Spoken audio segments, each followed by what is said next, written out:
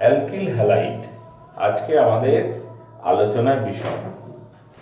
এখন alkyl halide জিনিসটা কি বুঝতেই পারছো, যে অ্যালকিল গ্রুপ থাকবে আর হ্যালাইড মানে হ্যালোজেন থাকবে সেখানে। হ্যালাইড আয়ন মানে তো আমরা জানি Cl minus, Br minus, I minus, হ্যাঁ, হ্যালোজেন থেকে উদ্ভূত, ক্লোরিন থেকে ক্লোরাইড। তো অ্যালকিল হ্যালাইড যৌগে একটা অ্যালকিল গ্রুপ থাকবে আর একটা হ্যালোজেন, ধরো CH3Cl, আমরা বলি মিথাইল ক্লোরাইড।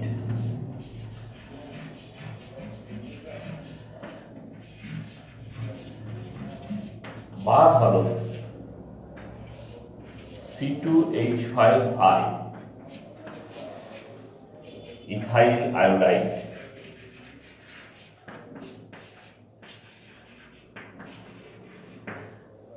ঠিক আছে, আবার এমন হতে পারে অ্যারাইল হ্যালাইড। অ্যালকিল হ্যালাইডের পাশাপাশি আলোচনা করা উচিত অ্যারাইল হ্যালাইড। অ্যারাইল হ্যালাইড মানে এখানে অ্যারাইল গ্রুপ, ফিনাইল গ্রুপ থাকতে পারে, ধরো C6H5Cl,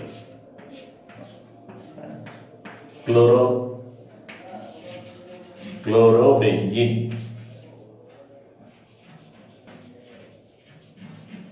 আমরা ডিফাইন করি কি করে, সংজ্ঞায়িত করি কি করে না, কোনো একটা অ্যালকেনের এক বা একাধিক হাইড্রোজেন পরমাণু যখন হ্যালোজেন পরমাণু দ্বারা প্রতিস্থাপিত হয় তখন যে যৌগ তৈরি হয় তাকে আমরা অ্যালকিল হ্যালাইড বলি। বা কোনো অ্যারাইল গ্রুপের এক বা একাধিক হাইড্রোজেন পরমাণু যখন কোনো হ্যালোজেন পরমাণু দ্বারা প্রতিস্থাপিত হয় তখন যে যৌগটা তৈরি হয় তাকে বলি আমরা অ্যারাইল হ্যালাইড। একটাও হতে পারে, একের বেশিও হতে পারে।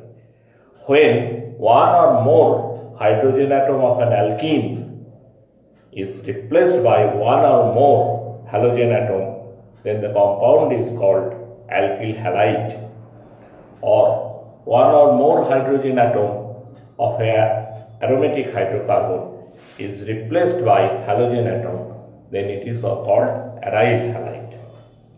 এখন অ্যালকিল হ্যালাইডকে আমরা কতগুলো ভাগে ভাগ করতে পারি। এই যে কথাটা আমরা বললাম, এক বা একের বেশি সংখ্যক পরমাণু হ্যালোজেন পরমাণু দ্বারা প্রতিস্থাপিত হয়। তা প্রথম ভাগ অ্যালকিল মোনোহ্যালাইড। অ্যালকিল মোনোহ্যালাইড কাকে বলবো? When one of the hydrogen atom of alkane molecule is replaced by halogen atom, that then it is known as alkyl monohalide.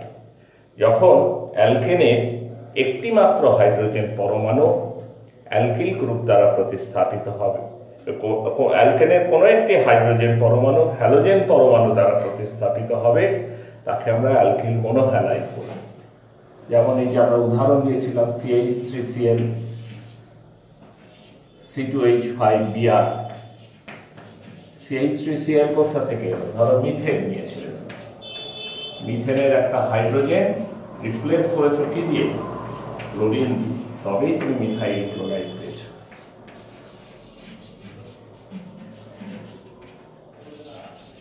Similarly একই রকম ভাবে যদি ইথেনের একটা হাইড্রোজেনকে তুমি রিপ্লেস করো ব্রোমিন দিয়ে, তাহলে তুমি পাবে ইথাইল ব্রোমাইড। এগুলো সব অ্যালকিল মোনোহ্যালাইডের মধ্যে পড়ে। তো বুঝতেই পারছো, অ্যালকিল মোনোহ্যালাইড যখন আছে তখন অ্যালকিল ডাইহ্যালাইডও থাকবে। অ্যালকেনের দুটো হাইড্রোজেন পরমাণু যখন হ্যালোজেন পরমাণু দিয়ে রিপ্লেসড হবে তখন তাকে আমরা বলবো alkyl dihalide. Alkyl dihalide.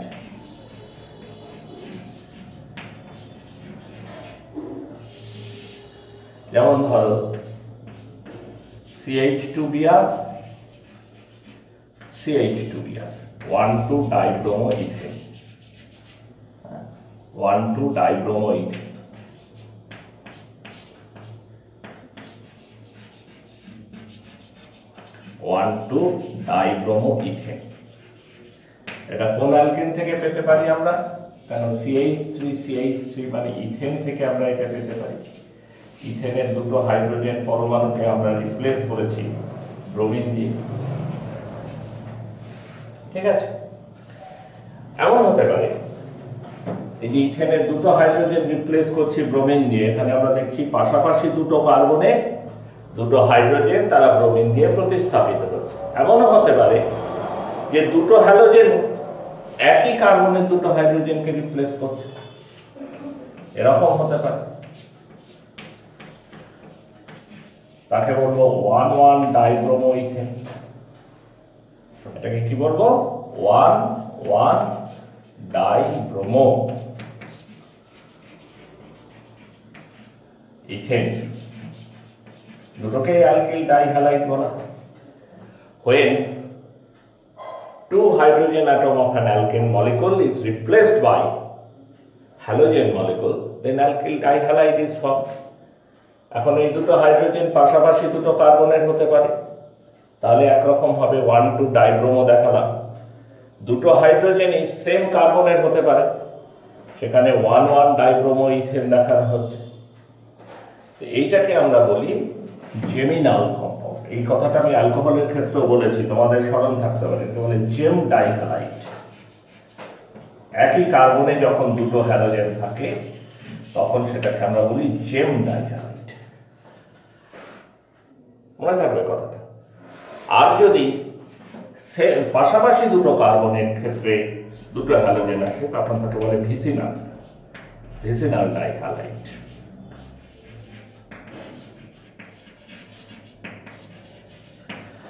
Vicinal dihalide, এটা হচ্ছে জেম ডাইহ্যালাইড বা জেমিনাল ডাইহ্যালাইড। পরিষ্কার? এমনি অ্যালকিল ট্রাইহ্যালাইড থাকতে পারে, যখন 3টে হাইড্রোজেন হ্যালোজেন দিয়ে প্রতিস্থাপিত হয়, অ্যালকিল ট্রাইহ্যালাইড। তার একটা এক্সাম্পল তোমরা জানো, এই কম্পাউন্ডটাকে চেনো তোমরা, CHCl3 ক্লোরোফর্ম।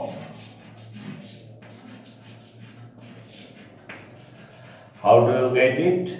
ক্লোরোফর্ম কি করে পাবে? যে মিথেনে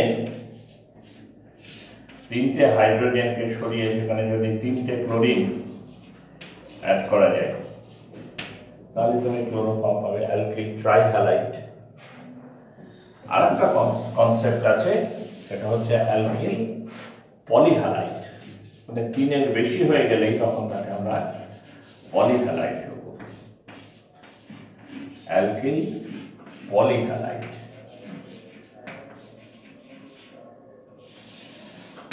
যেমন একটা এক্সাম্পল হচ্ছে CCl4, that is carbon tetra chloride. এটা হচ্ছে পলিহ্যালাইড কম্পাউন্ডের এক্সাম্পল, কার্বন টেট্রা ক্লোরাইড। তো এরকম একটা ভাগ আমরা করতে পারি। হ্যাঁ, এক বা একাধিক হাইড্রোজেন যখন হ্যালোজেন দিয়ে রিপ্লেসড হবে, এরকম ভিন্ন ভিন্ন অ্যালকিল হ্যালাইড আমরা পাবো। আবার অ্যালকোহলের ক্ষেত্রে যেমন আমরা পড়েছিলাম প্রাইমারি অ্যালকিল হ্যালাইড, এগুলো কিন্তু মোনোহ্যালাইডের ভাগ। অ্যালকিল মোনোহ্যালাইড যা বললাম তার আবার 3টে ভাগ করতে পারে। এই ভাগগুলো কি কি? Number 1 primary 1 degree alkyl halide, primary alkyl halide or secondary alkyl halide।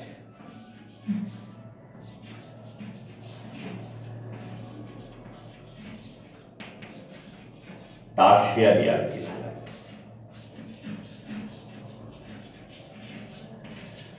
অ্যালকোহলের ক্ষেত্রে এরকম আমরা প্রাইমারি, সেকেন্ডারি, টার্সিয়ারি ভাগ দেখেছিলাম, এবং সেখানে যেমন ভাবে ভাগ করা হয়েছিল এখানেও ভাগটা ঠিক একই রকম। যেমন ধরো প্রাইমারি অ্যালকিল হ্যালাইড,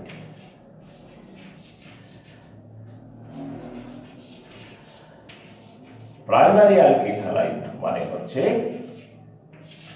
যেসব অ্যালকিল হ্যালাইডের মধ্যে CH2X গ্রুপ থাকবে। X হচ্ছে হ্যালোজেন,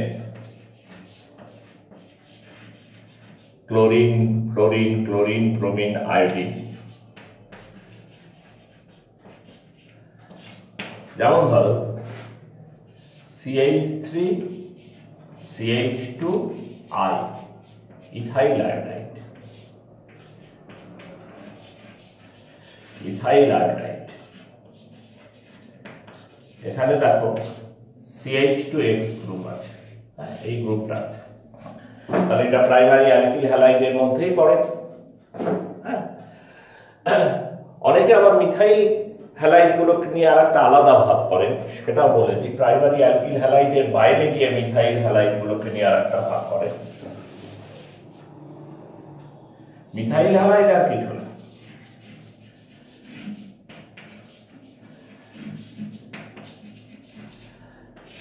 মিথাইল হ্যালাইড হচ্ছে CH3F, CH3Cl, CH3Br, এইগুলো। এখন তুমি এই CH3 গ্রুপটাকে ভাঙো,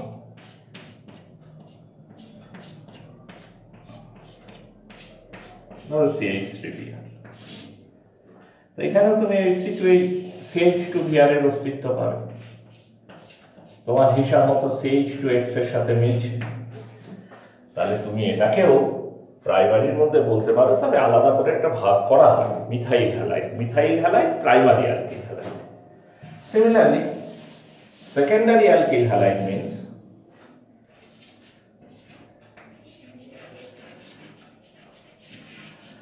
সেকেন্ডারি অ্যালকিল হ্যালাইড কাকে বলবো? সেকেন্ডারি অ্যালকিল হ্যালাইড না, যে অ্যালকিল হ্যালাইডের মধ্যে এই গ্রুপটা আছে। আবারও বলি এক্স হ্যালোজেন।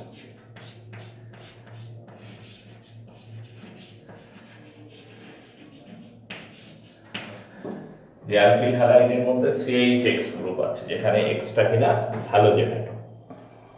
আমরা উদাহরণ দিই, CH3 CHCl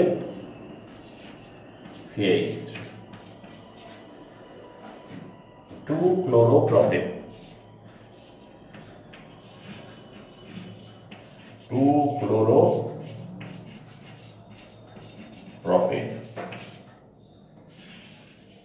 এই দেখো, এইটাকে আমরা সেকেন্ডারি বলছি কারণ এই যে CHCl গ্রুপটা আছে। এবার কার্বনের সাথে আর কি যুক্ত আছে? দুটো ফাঁকা, মানে দুটো হচ্ছে আর অ্যালকিল গ্রুপ, CHX CHCl, আর দুটো হচ্ছে অ্যালকিল গ্রুপ। ঠিক আছে, ঠিক সেরকম tertiary alkyl halide, 3 degree alkyl halide,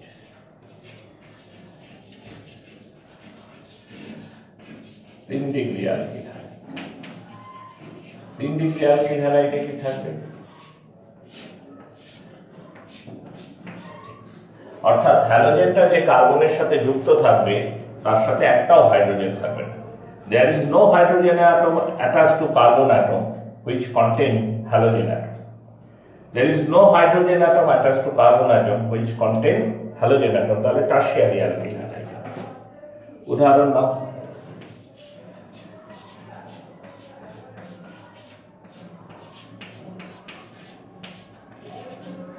two methyl 2-chloropropane, 2-methyl 2-chloropropane, tertiary alkyl halide. ঠিক আছে, এগুলো সব মনোহ্যালাইডের ভিন্ন ভিন্ন ভাগ। এগুলোতে সব হ্যালোজেন যে কার্বনের সাথে যুক্ত আছে, দেখবে সেগুলো সব sp3 হাইব্রিডাইজড। প্রতিটা উদাহরণ ঘেটে দেখো, হ্যালোজেন যে কার্বনের সঙ্গে যুক্ত থাকছে সেই কার্বনটাই হচ্ছে sp3 হাইব্রিডাইজড, sp3 কার্বন। বা ধরো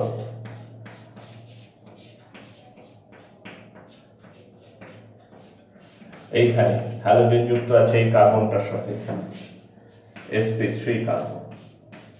আচ্ছা, এমনও হতে পারে হ্যালোজেন যুক্ত আছে sp2 কার্বনের সাথে, সেরকম অ্যালকিল হ্যালাইড হতে পারে CH2 double bond CHX, vinyl chloride. Vinyl chloride, vinyl chloride বলাটা ঠিক না, ভিনাইল হ্যালাইড বলা উচিত, কারণ হয়তো এক্সটা কি আমরা বলে দিইনি। এক্স যদি ক্লোরিন হয় তাহলে বলবো vinyl chloride, if x is chlorine then it is called vinyl chloride। এখানে হ্যালোজেন যে কার্বনের সঙ্গে যুক্ত আছে সেই কার্বনটা কিন্তু sp2 কার্বন, এটা হচ্ছে sp2 কার্বন, ঠিক আছে। আবার এই হ্যালোজেনটা কনসিডার করো,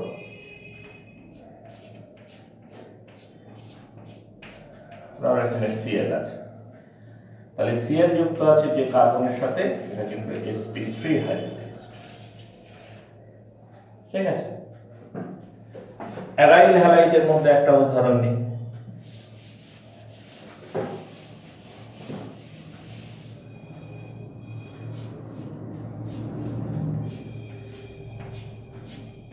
ধরো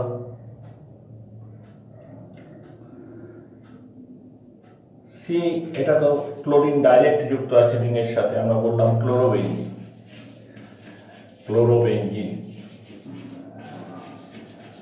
এটাকে আমরা অ্যারোমেটিক হ্যালাইড যৌগ বলি। হ্যাঁ, এটা অ্যারোমেটিক কম্পাউন্ড। অ্যারোমেটিক কেন? কারণ হ্যালোজেনটা directly connected with benzene ring, so this is aromatic halide.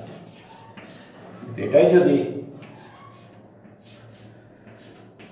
ক্লোরিনটা side চেনে থাকে, CH2Cl, বেনজাইল ক্লোরাইড।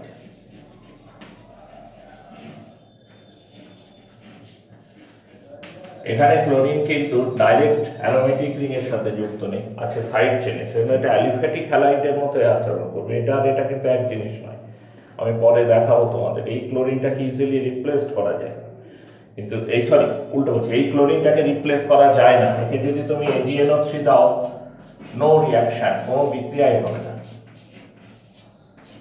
কোনো বিক্রিয়া হবে না, এটা রিপ্লেসেবল নয়। This is not replaceable. কেন রিপ্লেসেবল নয়? কারণ ক্লোরিনটা ডাইরেক্ট